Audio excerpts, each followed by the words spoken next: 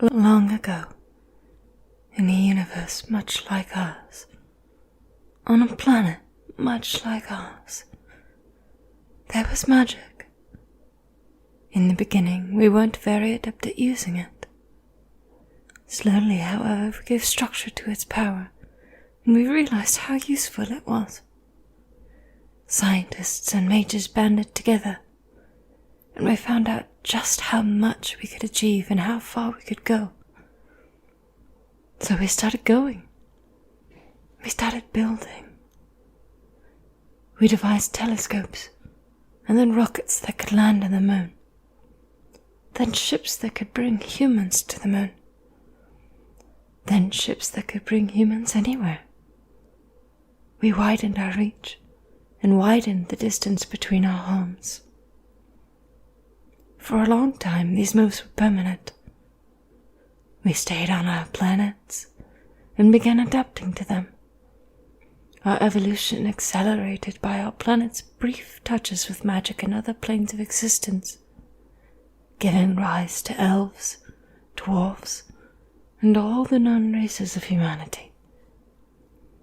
For a while, we fought over who was most human, and then we realized we were all human, all united under one banner, yet our differences celebrated. Together we kept experimenting, kept reaching upward, and our homes became temporary if we so desired. Travel between our homes and planets became commonplace.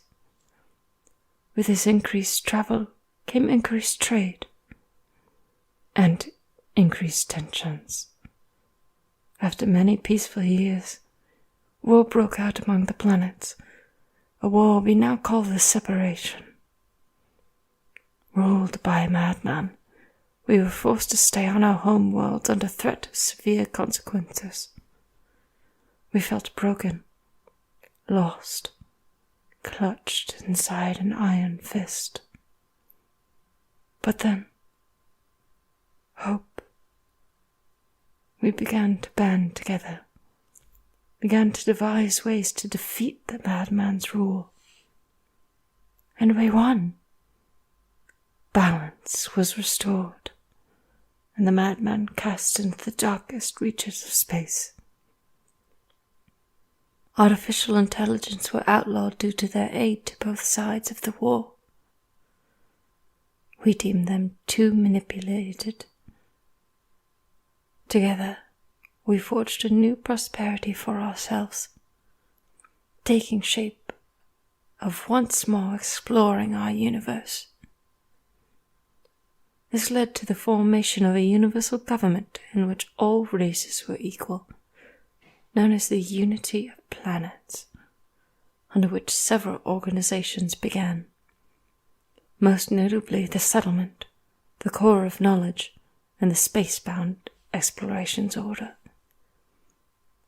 As the Settlement began its mission of diplomacy, and the Core of Knowledge its mission to further science and education, the Spacebound Explorations Order began its own mission, to further explore everything there is to offer about our universe. This is where it all began, with a handful of individuals interviewing for a job as a contract ranger with the Spacebound Explorations Order. This is how our heroes were forged. This is Dwarf Stars and Dreadnoughts.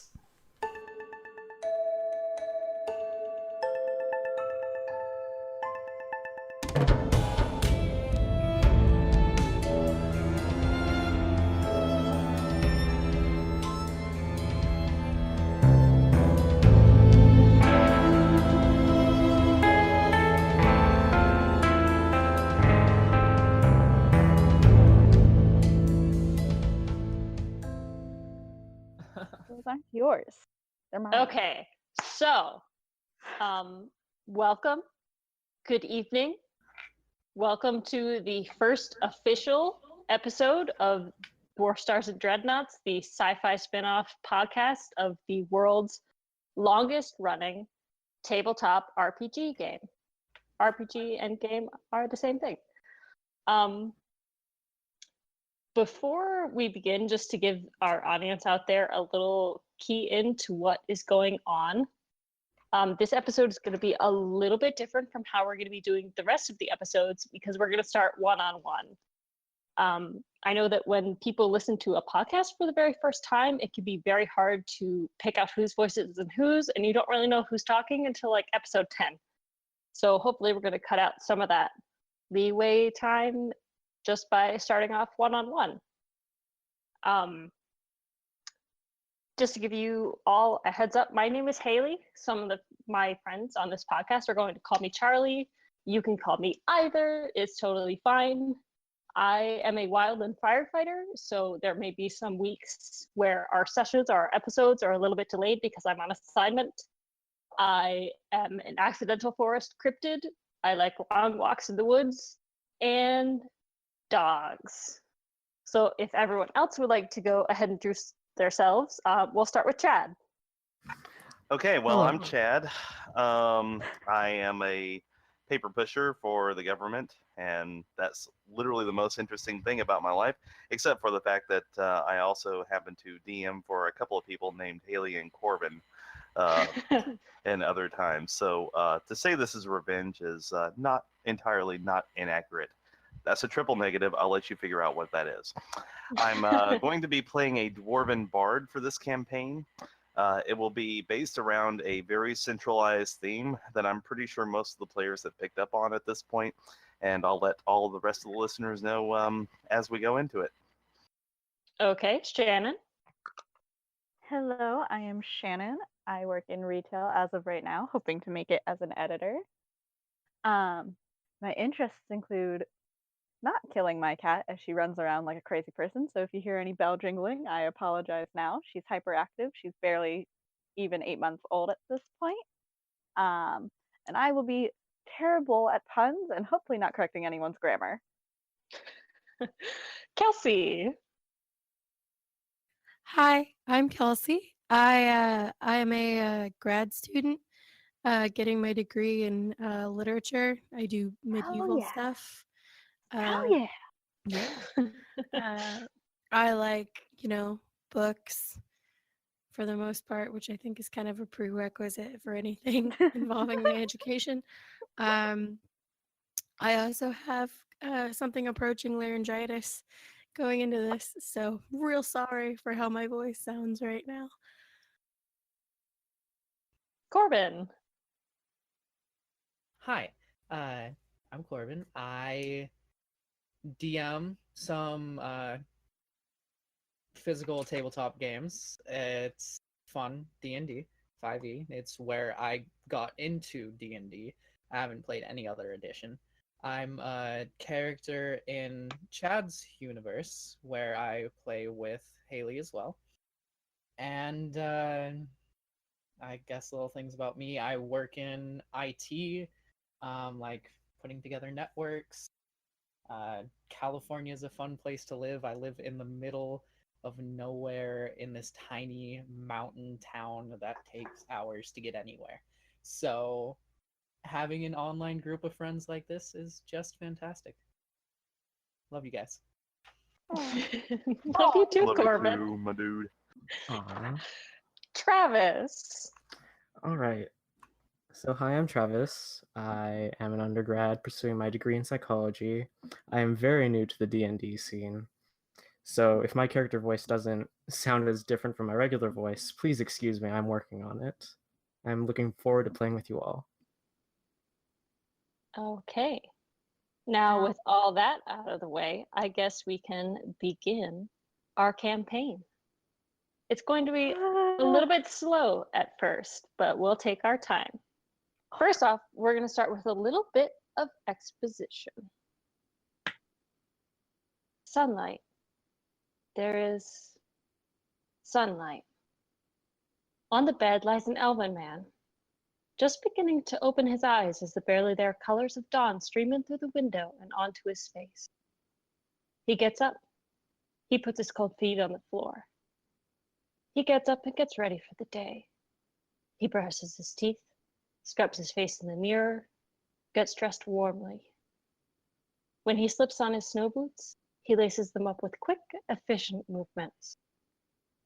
Outside on the hard-packed snow, he walks swiftly and methodically, heading the opposite direction of the just now rising sun through the village. It's still dark for the most part, and he passes not a single other soul as he makes his way out onto the dunes of snow beyond the houses, walking until the gentle sound of the wind chimes can no longer be heard. After a while, he raises his right arm and begins to tap at his wristwatch. He makes a flicking motion, and a holographic screen appears at his side. He repositions it on his left and then taps at it again until a soft pinging noise begins to emanate from it.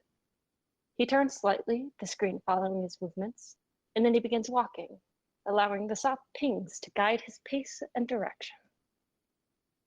He walks onward into the snow, farther and farther from the village until it is no longer visible at all, and the sun has risen far over the white landscape. As he steps into a small valley in the dunes, the hollow screen to his left begins to fizzle, glitching at the corners. He taps at the screen and it rights itself, and he continues on unabated. That is, until it happens again. He tries a few commands, but the static just gets worse and worse, until the hollow screen is nothing but fuzz. He sighs, and then he feels a spark of electricity, and he jolts his hand away from the screen, only to realize it isn't the screen. It's his hand. Shivers of electricity are crackling from his fingertips, sparking through his thick gloves with magic he didn't call.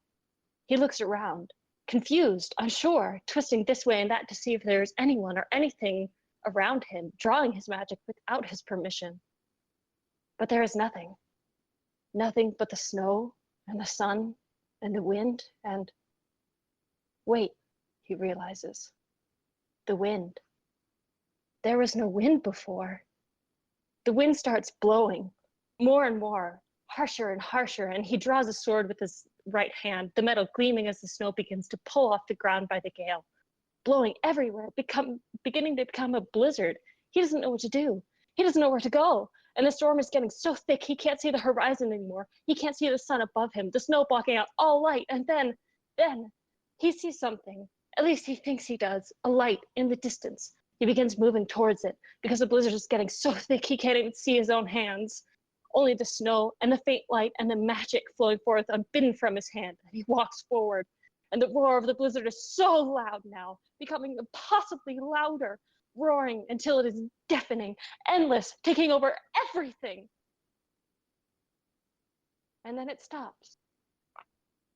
And the man is gone. The snow falls gently back to the ground, filling in his footsteps until they, like the man who left them, have completely disappeared. Hours pass. People come looking for him, but his footsteps have become completely covered over. Then days begin to pass. Weeks. Years. Barthomir, you are sitting at a table in a very small room. There are 2 guards posted at the door, and your hands are shackled to the table. What do you do? I look at the guards. I say as I have for hours and hours on end.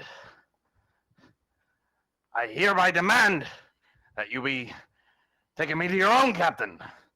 This be a mistake. Whatever it is a huge misunderstanding that only I can explain. I demand a parley, and I demand it right now, by maritime law.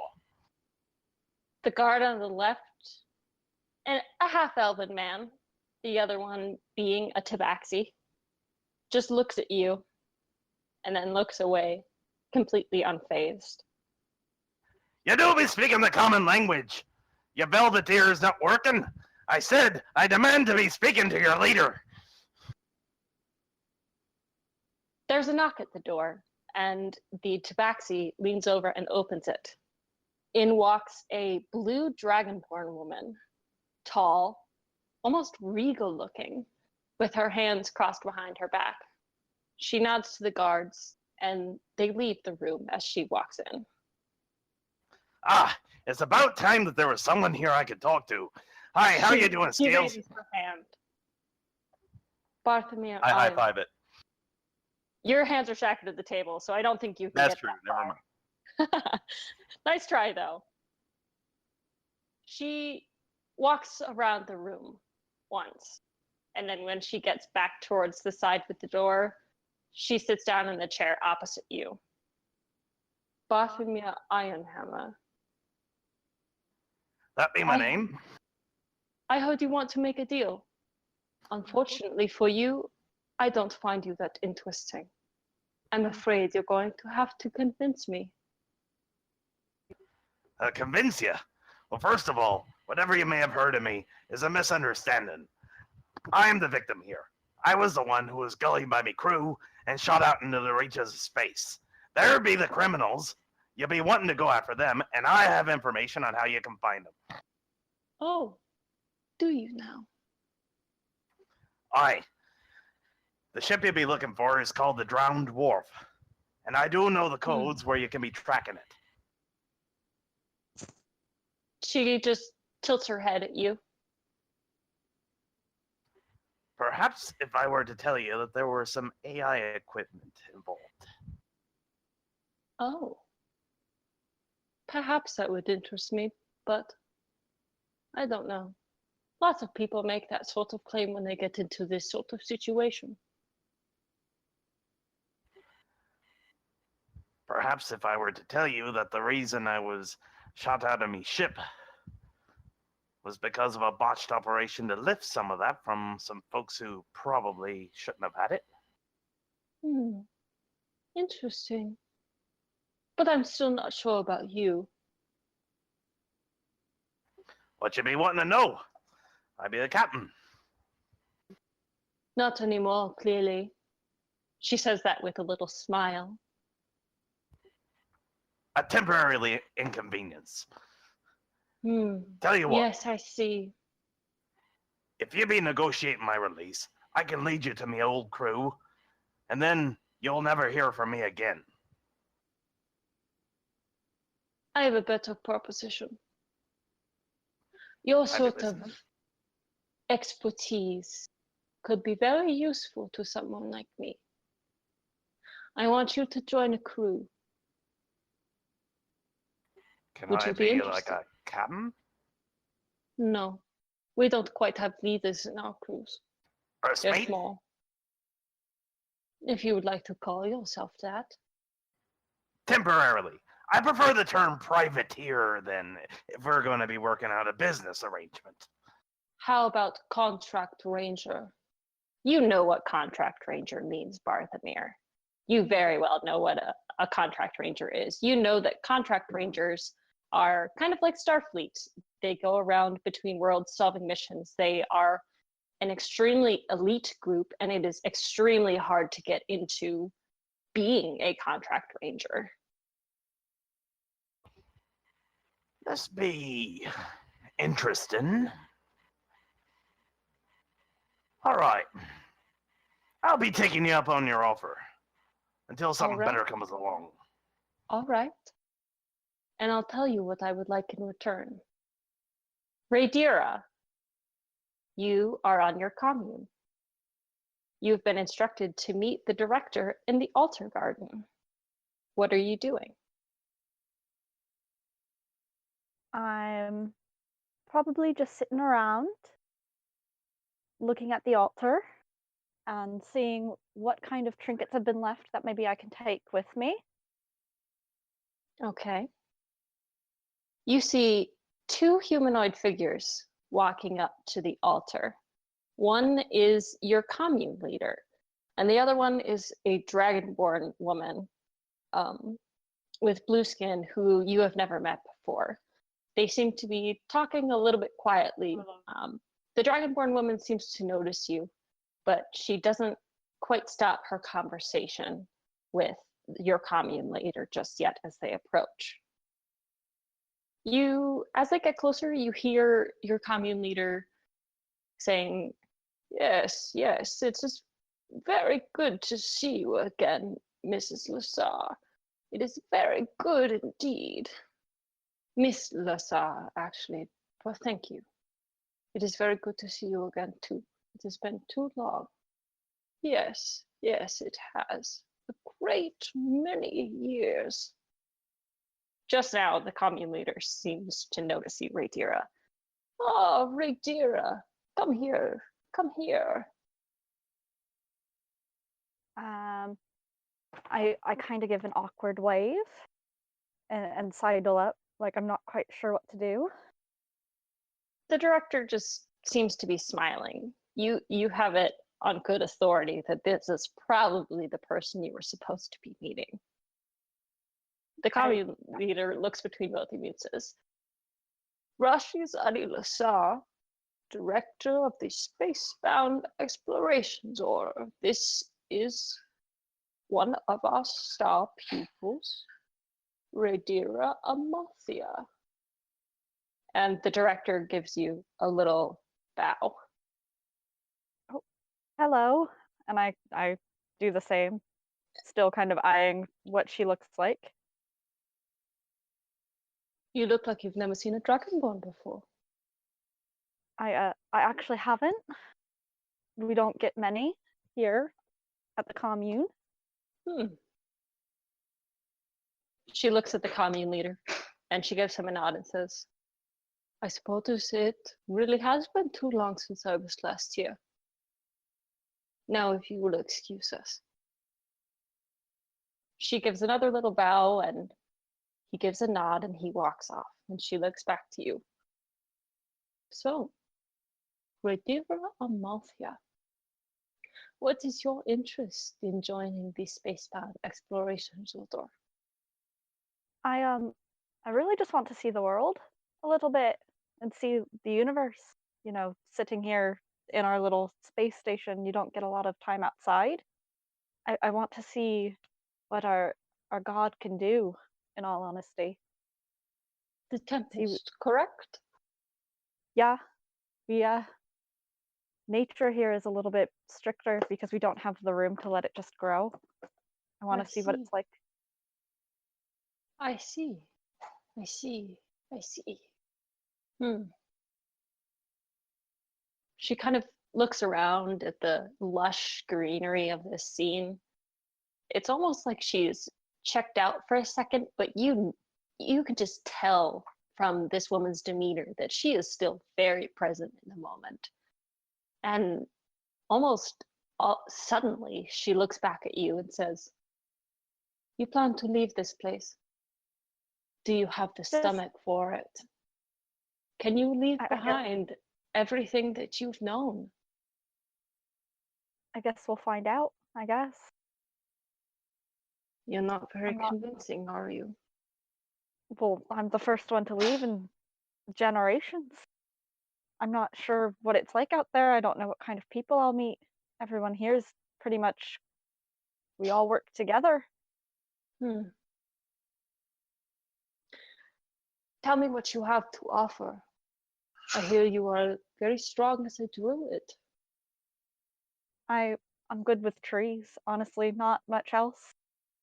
It's a thing here to be good with trees. They're the difficult ones. Flowers you can get, grass you can get, fruits, no problem. But the trees are the hardest part. And why is that? They're old and they're resistant to anyone telling them otherwise. It's kind of like your grandma. You know better. You're trying to show her this technology and she's just not having it. I see. But you seem to have a way with these trees, yes? I speak their language. I understand that they don't want to change, but maybe sometimes changing is for the better. She seems to eye you over as you say that. Less like checking you out and more like appraisal. Sizing you up. And she gives you a small nod. And she says, I think I have seen what I came here for. Now, Rhaedyra, if you are interested, I am prepared to give you this position. What do you say? Let's do it. Okay. Just know that should you accept this appointment to become a contract ranger, your start date will be March 15, ESDT 5183. You know that ESDT means Earth Standard Date and Time. And then she continues, in the interim 2 months, you will be asked to complete several small pieces of paperwork and a few longer pieces of safety training.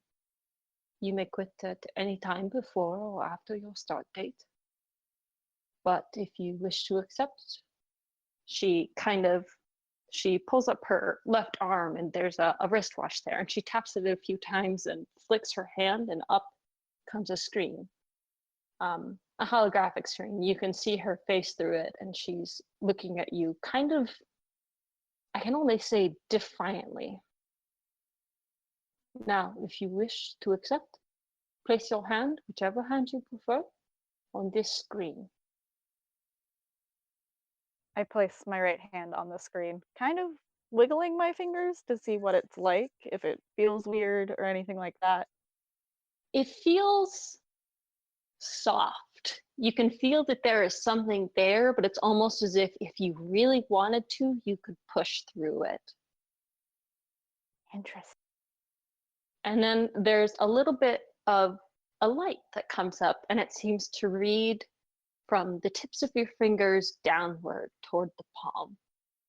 And then it flickers for a second, and you see your name and your birth date, and so much information about you pop up. And then the screen closes.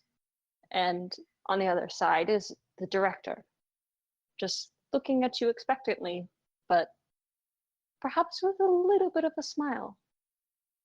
Welcome aboard the Space-Time Explorations Order, Contract Ranger.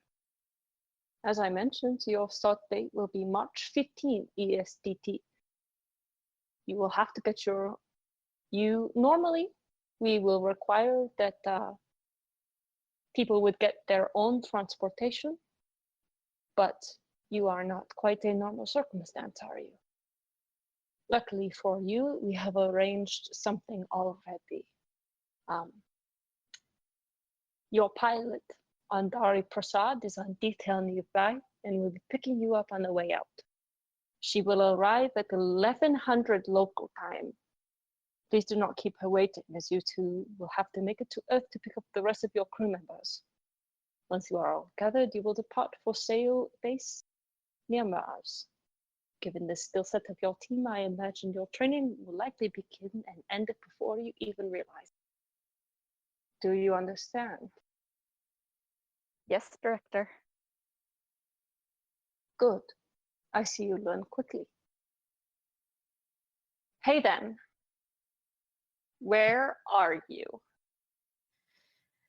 I am in a local kind of smaller joint. I have a table full of food, kind of just focusing on my meal and kind of looking wide-eyed at whatever I'm eating on each different plate. Like it's never something I've never seen before. You make a perception check. Oh God, okay. First roll, first roll. No First pressure. roll. Don't do that to me. Pull a Travis, it'll be fine. Well, I mean, Willingham, not our Travis. I don't know, you're kind of lucky at Travis. We'll find out. Oh, it is bad, let me tell you. Like 11. Wait. 11. Not bad. You Not bad. don't quite notice until it is almost too late. A hand reaches out and pulls the chair out opposite you. And you hear a voice say, "May I sit down?" I kind of freeze and like there's food like in my mouth and sure. A blue dragonborn woman sits down across from you. She crosses her legs and then folds her hands together. And she says, Haven Valdan. Is that correct? Uh-huh. You are a very interesting person, Hayden. I've heard, at least, that you are interested in joining the Spacebound Explorations Order as a contract ranger. Is that correct? I'm kind of thrown off guard a little bit, and I kind of sit back in my seat, wipe my hands, and chew. Finish chewing, and I'm kind of trying to. I'm both a little in shock at what I'm seeing in front of me, and trying to figure out the vibe I'm getting off of this lizard person, at least in my purview. Make an insight check.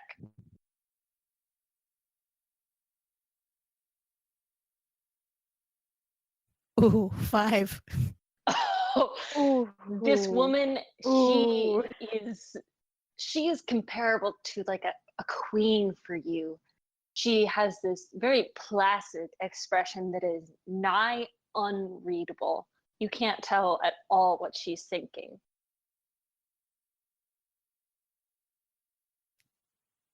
Well, I was told a little bit about the program, but could you tell me more? Absolutely. It is very unusual for someone to ask that sort of question. But I suppose we shall find out what you know versus what I tell you. The Spacebound Explorations Order was founded long ago after the Separation War, as I'm sure you recall. I'm just from your nodding along. from your history lessons in elementary school. The Contract Rangers are a division of the Spacebound Explorations Order that is founded on the basis that we help out our civilians.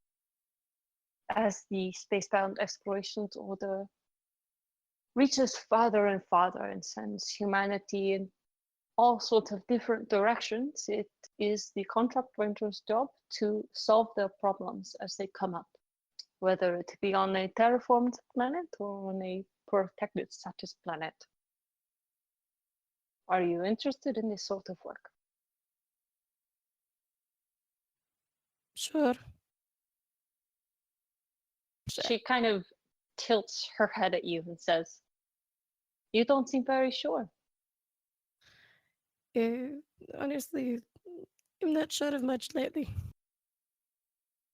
I can see that. Well, hey then, I think I have made a decision. If you would like to accept this appointment to become a contract ranger, your start date will be March 15th ESDT 5183. In the interim 2 months, you will be asked to complete several small pieces of paperwork and a few longer pieces of safety training. You may quit at any time before or after your start date.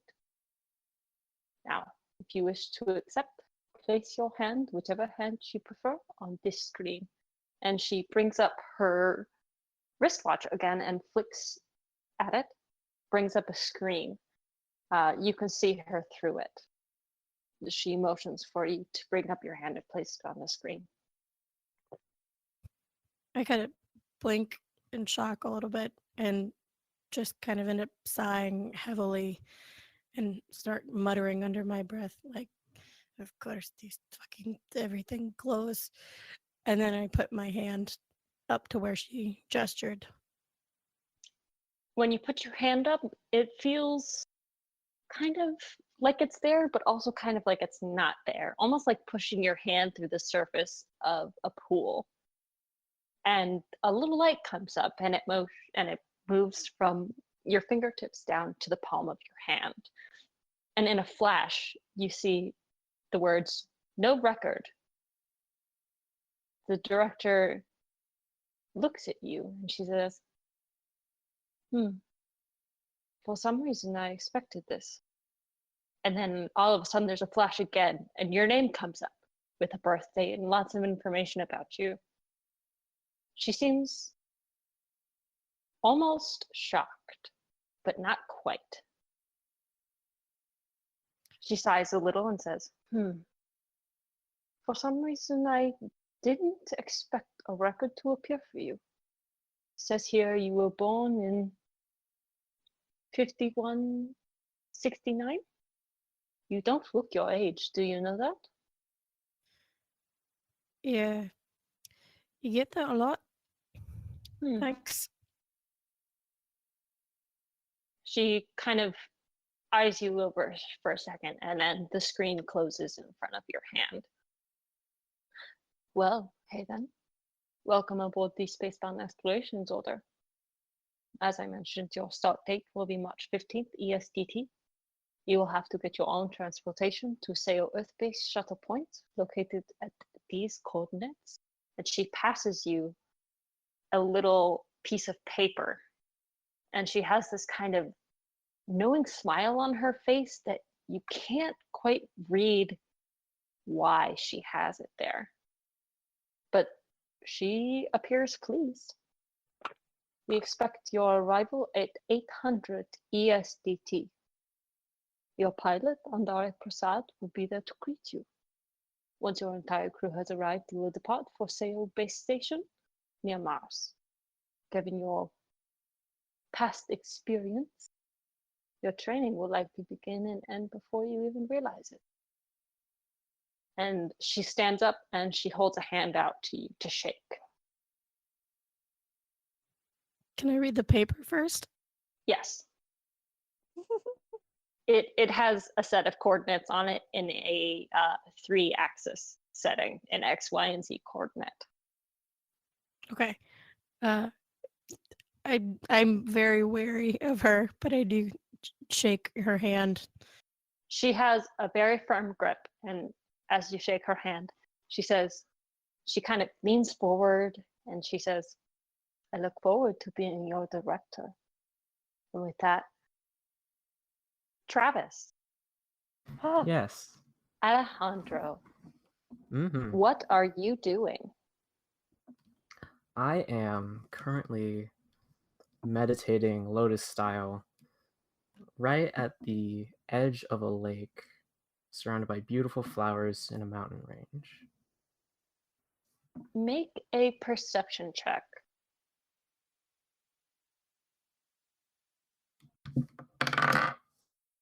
That is a 6.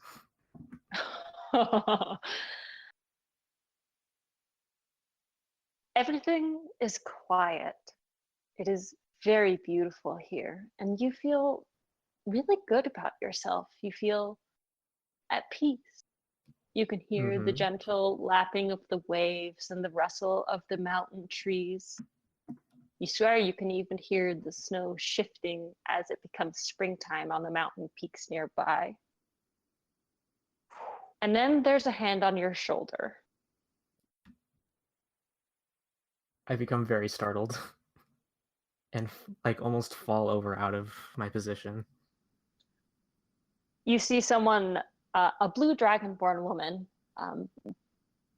lean over and say, I thought you were expecting me. Yes. Sorry, I just got very, very into my meditation. Yes, hello. Hi. She gives you a little bow. It's mostly just with her head.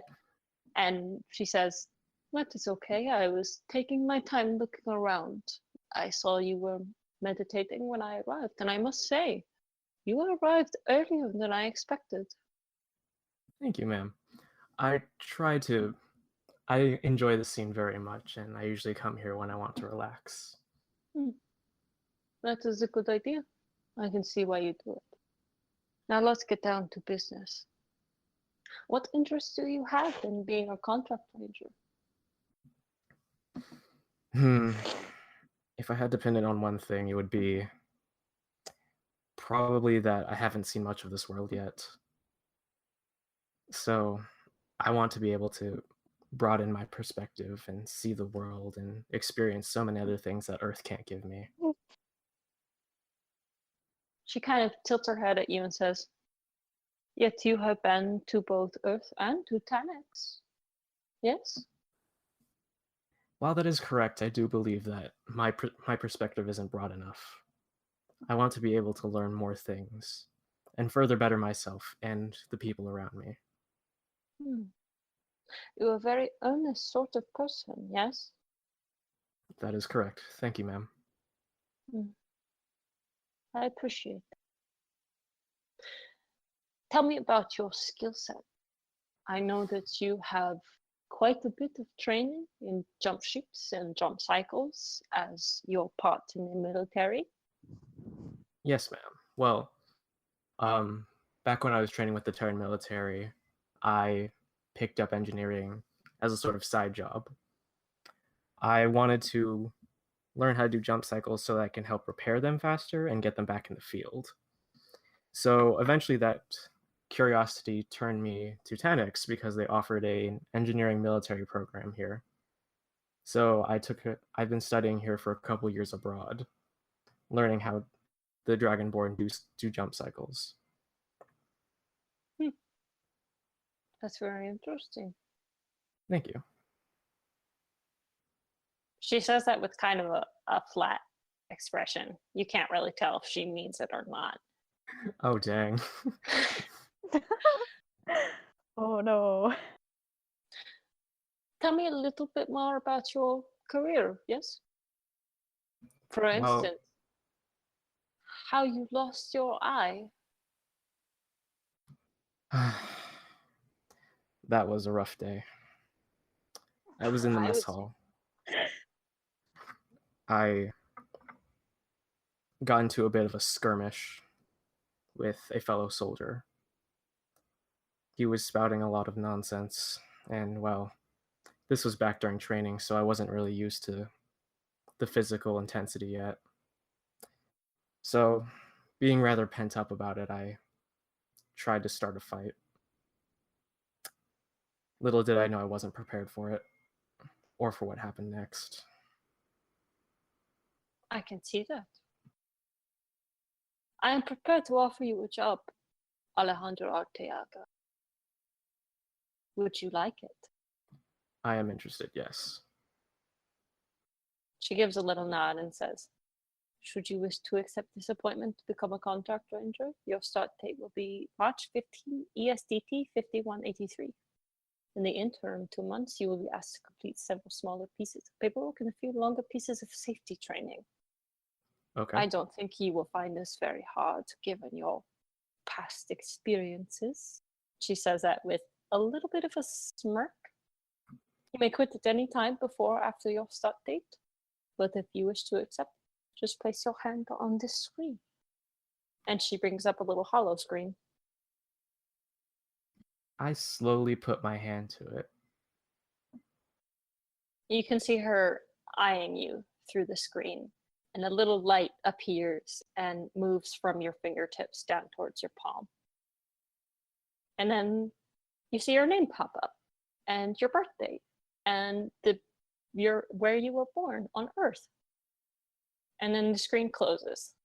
And she says, welcome aboard, Contract Ranger. Thank you As very I much, mentioned, Director. No problem. I'm happy to have you aboard. As I mentioned, your start date will be March 15 ESDT. You'll have to get your own transportation to Seo Earth Base shuttle points, located at the coordinates I will be sending you shortly. Yes, ma'am. We expect your arrival at 800 ESDT. Your pilot, Andhari Prasad, will be there to greet you. Once your entire crew has arrived, you will depart for Seo Base near Mars. Given your past experiences and work history, she says, kind of maybe looking at your eye a little bit with a smile, your training will begin and end before you even realize it. Do you understand? Yes, Director. I look forward to working with you. She nods. And then she's gone. Candle, where are you? So, I am currently scouting out the area where we were meant to meet. It was intended to be a rather tall tower on a hopefully windy day. It is a very windy day. In fact, as you are climbing up the tower, you can hear it howling almost outside the walls of the staircase as you climb up. And when you get to the top and you throw open the door, someone is already there, standing at the edge of the tower.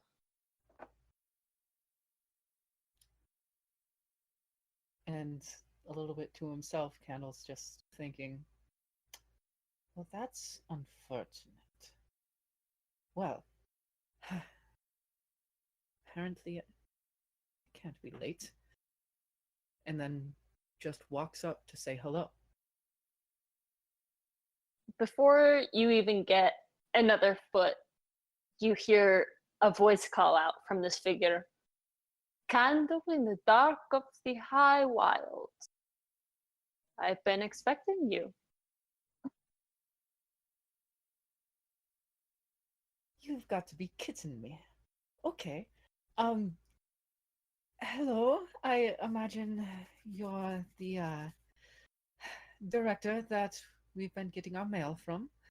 And who I'm supposed to be meeting. You see this figure turn around, and it is a blue dragonborn woman. She's standing with her shoulders very high, her chin high, and her arms crossed behind her back. Finally, she turns around to you and says, "That pun of yours was catastrophic." And Candle very almost laughs, holds it in just a little bit. It's like, right. Just terribly clawful. I 100% agree. But I'm positive that you might enjoy it. Make an insight check. If you use up all of them, it's going to be a one shot. Natural 18 plus... You gotta... Yeah, natural 18. Insight is 0. So 18 total. You see the corner of her mouth twitch up, but otherwise this woman is straight-faced. And she says, I suspect we may have to add a clause to your agreement about these puns you are making. Oh no. I would very much enjoy that. Tell me more, please. It seems that you have the exact catitude that I would really enjoy working with. Oh my god. No, Candle. I'm afraid these puns are beginning to dragon on. And I'm afraid we must get down to business. You're so right. Pardon me. She kind of smiles a little and says, You're not quite what I was expecting. And yet, exactly what I was expecting. Tell me about your interest in being a contract ranger for me. Well, I imagine you know quite a bit about my history here and the things we've done. And I honestly, I'm just oh so bored on this planet. I need to go and do something more. I mean, sure, I can go and play shows and play music, and that's enjoyable. And I could go and just have so much fun picking pockets while people are distracted. But it's just not enough anymore. I need something more. Make a perception check.